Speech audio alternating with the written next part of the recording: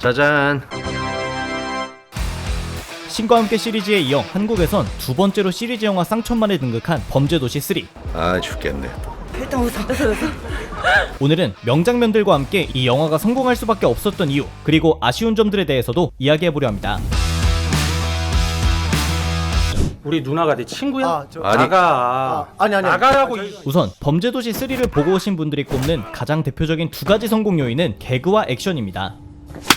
그 중에서도 평론가와 대중들의 공통적인 의견이었던 대폭 늘어난 개그는 우리 진실의 방을 청소하자. 단순히 절대적인 양이 늘어났다는 것도 맞지만 그 이상으로 주목해봐야 할 부분은 개그의 연령대를 10대부터 중장년층까지 모두가 즐길 수 있는 영역으로 넓혔다는 것인데, 아이고 얘가 왜 이래?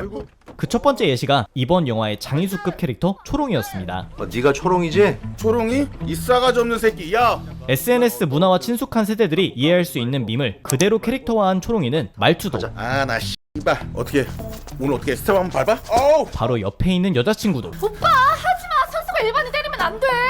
심지어 하는 짓까지 근데 차는 사진이랑 많이 다르잖아요. 아니 사진이랑 뭐가 달라요? 야 씨. 빨리 계약서 갖고 와. 예? 초롱이 밤에도 열심히 일하네. 영화를 보는 시청자 누구나 인터넷 밈이나 자신의 기억 속 누군가가 떠오르게 하는 대표성을 한방에 느낄 수 있겠다는 점에서 초롱이를 탄생시키는데 제작진의 자료조사 능력과 캐릭터 빌드업에 상당히 진심인 면을 엿볼 수 있었습니다. 아씨. 물론 마석도가 등장하는 거의 대다수의 장면에서 웃기려 하는 시도가 확인된다는 점에서 중국집 명함을 줬어. 다소 과도한 개그 욕심이라고 느껴지는 순간들도 있었는데, 대표적으로 똥방구 개그를 시전한 전석호 배우의 김양호였습니다. 때리지 말라니까.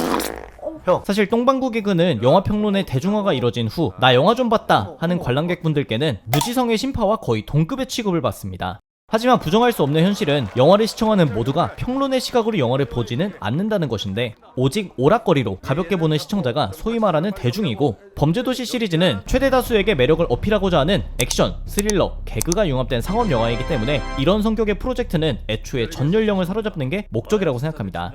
고로 소위 세련된 개그로 분류되는 사회현상을 비꼬는 블랙 코미디가 아닌 보자마자 직관적으로 이해가 되는 1차원적인 개그를 선호하는 연령층도 분명히 존재하기 때문에 제작진은 관객에 따라 취향이 갈리는 개그이더라도 1초라도 더, 한 명의 관객이라도 더 웃길 수 있는 방향이라면 기꺼이 다방면의 개그를 추가하는 방향을 선택한 것이고, 왜 이래? 죄송합니다.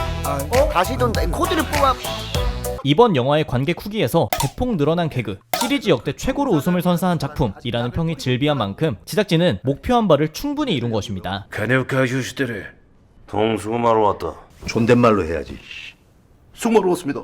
게다가 과거 작품들에 나왔던 진실의 방, 진실의 방으로. 진실의 방으로. 우리 진실의 방을 청소하자. 변호사, 야, 이게 우리 전 변호사라고. 인사해.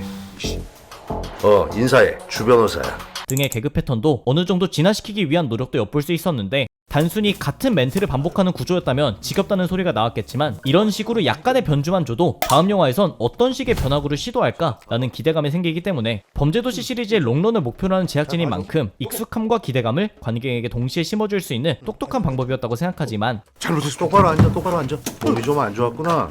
미래의 범죄도시 제작진에겐 이 시리즈 특유의 개그를 보여줄 땐 익숙함과 새로움을 동시에 줄 수 있어야 한다는 숙제도 생긴 것 같습니다. 다음은 액션인데, 저는 마석도의 액션의 경우 충분히 만족할 만한 경험을 한 것 같습니다. 이번 영화 속 그의 액션의 특징이라면 복싱 스타일이었는데,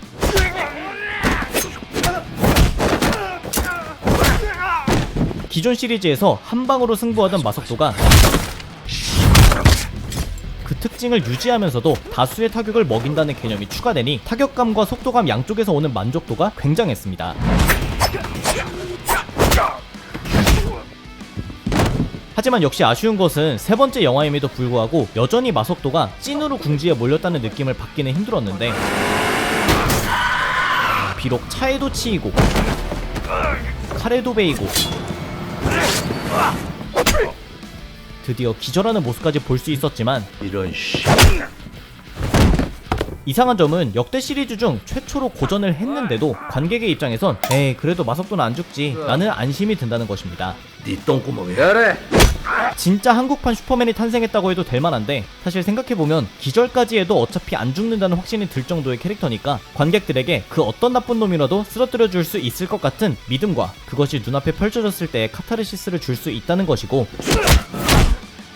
그러니 앞으로의 시리즈에서는 마석도를 궁지에 모는 방법도 다변화되어야 한다고 생각하는데 이 부분이 제작진들에겐 가장 큰 고민으로 올 것 같습니다. 예를 들어 슈퍼맨의 경우 그 누구도 슈퍼맨을 이길 수 없으니 배트맨 대 슈퍼맨에서 렉스 루터가 그의 어머니를 납치하는 방법을 선택했고,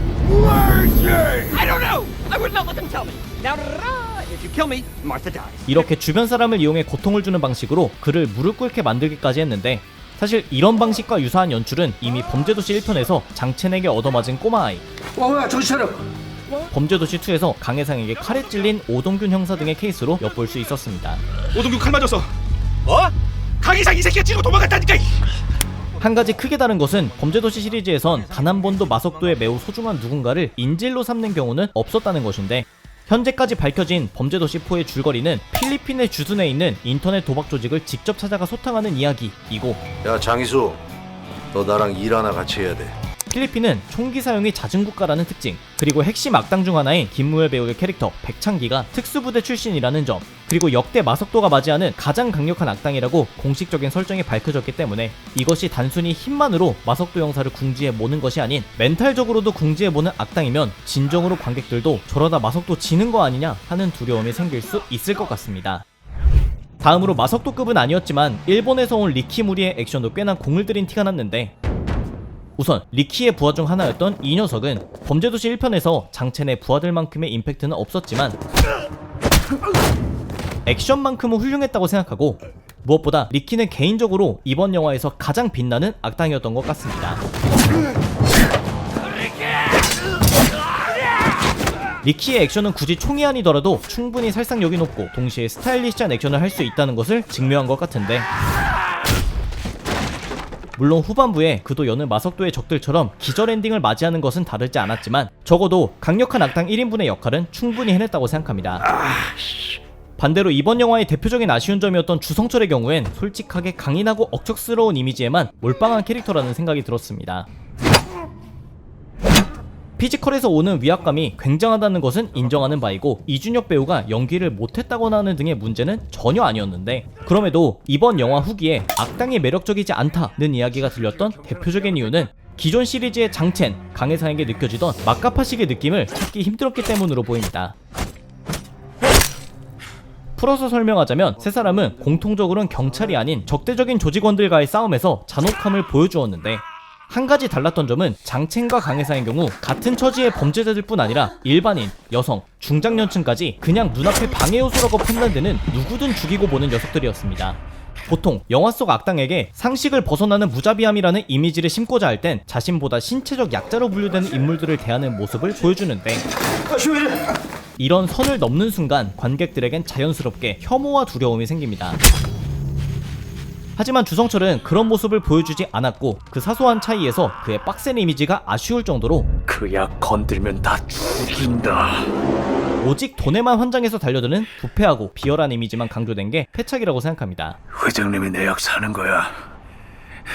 악당들을 언급한 김에 꼭 강조하고 싶었던 것은 영화의 등장 분량이 총 5분도 되지 않는 쿠니무라 준이 맡은 이치조 회장인데, 진짜 괜히 이분이 일본 레전드 배우가 아니구나 싶을 정도로 그냥 통화만 하는 장면인데도 포스가 엄청나서 아직은 계획 정도만 잡고 있는 범죄도시 5편이나 그 이후의 시리즈에서 꼭 한 번 더 등장하면 좋겠다는 희망사항이 있습니다.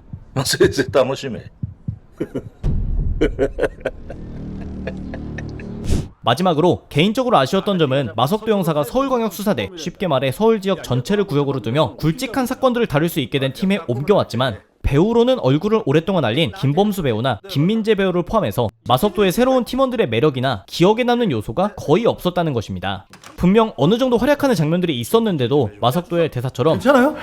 왜 날 느껴? 아쉬운 이미지만 남은 데에는 1, 2편에선 넘쳤던 마석도와 다른 팀원들과의 케미를 느낄 수 있는 긴밀한 협업작전의 부재, 하다못해 경찰서 내부에서 그들끼리 잡담을 하는 부분까지도 공진단 PPL처럼 느껴졌고, 이거 하나씩 먹어라. 공진단. 집사람이 챙겨줬어. 야 봐도 이거 뭐야? 이게 보기 아주 좋아. 좋아 이거. 이게 뭐야 이거? 장원호법도 마찬가지의 느낌이었습니다. 아무것도 못 봤냐 진짜? 야, 밥 먹는데 말을 시키냐? 야, 얼른 먹어. 네, 잘 먹겠습니다. 잘 먹겠습니다. 인상착의를 모르는 거야? 마동석 원톱주연 영화에서 전작에 비해 마석도 의존도가 높아진 점을 아쉬운 부분이라 언급하는 것도 모순 같지만 어쨌든 1, 2편에선 조연들도 함께 빛났던 만큼 3편에선 그러지 못했으니 단점이라 느껴졌습니다. 일각에선 1, 2, 3편의 영화 서사 구조가 너무 똑같은 것을 단점으로 꼽는 경우도 있었는데 저는 개인적으로 이 부분은 범죄도시 시리즈의 성공 공식이기 때문에 기존의 형태를 획기적으로 뛰어넘지 못할 거라면 원래 먹혔던 방식을 그대로 유지하는 것도 나쁘지 않다고 생각합니다. 물론 서사 구조가 비슷한 만큼 다음 작품으로 넘어갈수록 디테일에는 변화를 주려 노력하는 게 맞다고 보고 마치 미션 임파서블 시리즈처럼 범죄도시도 시리즈의 장기화를 목표로 하고 있다면 궁극적으론 서사 구조에도 혁신적인 변화를 주는 것도 고민해봐야 한다는 게 제작진의 숙제라고 생각합니다. 종합적으로 저는 범죄도시 3를 정말 재밌게 보고 왔지만 많은 분들의 후기에 적혀있던 단점에 대해서도 꽤 공감 가는 부분이 많았습니다. 여러분이 느낀 이 영화의 장점이나 단점 중에 제가 이번 영상에서 얘기하지 못한 부분이 있다면 댓글로 자유롭게 의견 부탁드리며 오늘의 영상은 여기까지였습니다. 재밌거나 정보가 도움이 되셨다면 추천과 댓글 그리고 구독도 부탁드립니다. 다 쐈냐? 감사합니다. 지금까지 삐맨이었습니다. 야, 장희수, 너 나랑 일 하나 같이 해야 돼. 갑자기 찾아와서 또 못살게 구네.